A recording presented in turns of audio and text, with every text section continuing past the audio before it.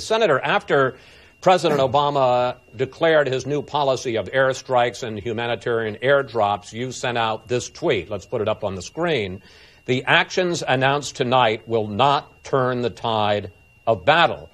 But President Obama says we can't do that. We can't roll back, ISIS, take the offensive measures that General Keane was talking about until we get an inclusive government in Baghdad so that all of the factions in that country are joining in the fight.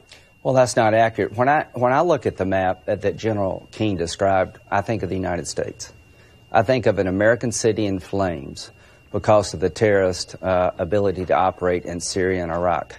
The Director of National Security, the FBI Director, the Director of Homeland Security has said that the ISIS presence in Syria, where hundreds of Americans and thousands of European fighters have gone, represents a direct threat to the United States.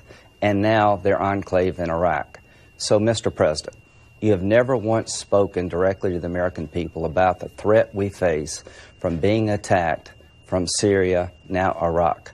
What is your strategy to stop these people from attacking the homeland? They've expressed a desire to do so. So there's no political reconciliation in Baghdad going to protect the American homeland. That has to be a commander-in-chief with a strategy and a vision. This commander-in-chief has no strategy. He has no vision. This is a situation of where he knows better than everybody else. He was told, you should get engaged in Syria 3 years ago by his national security team.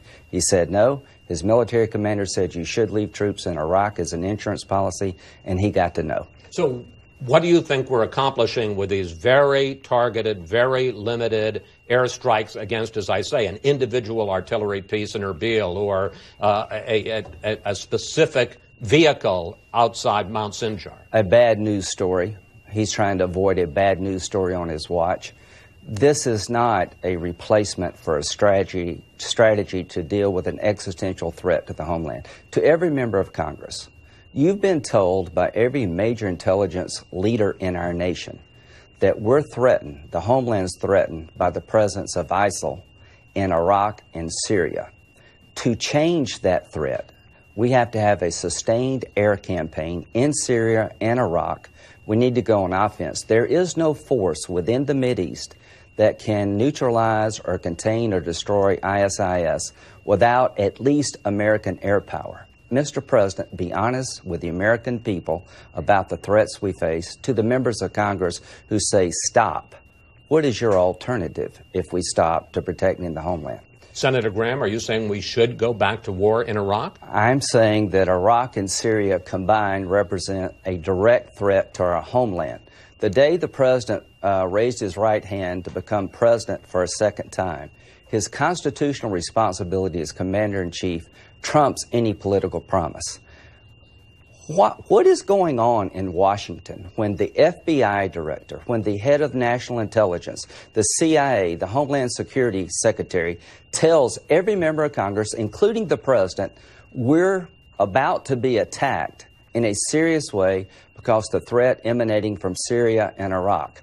His responsibility as president is to defend this nation. If he does not go on the offensive against ISIS, ISIL, whatever you want to call these guys, they are coming here. This is just not about Baghdad. This is just not about Syria. It is about our homeland. And if we get attacked because he has no strategy to protect us, then he will have committed a blunder for the ages.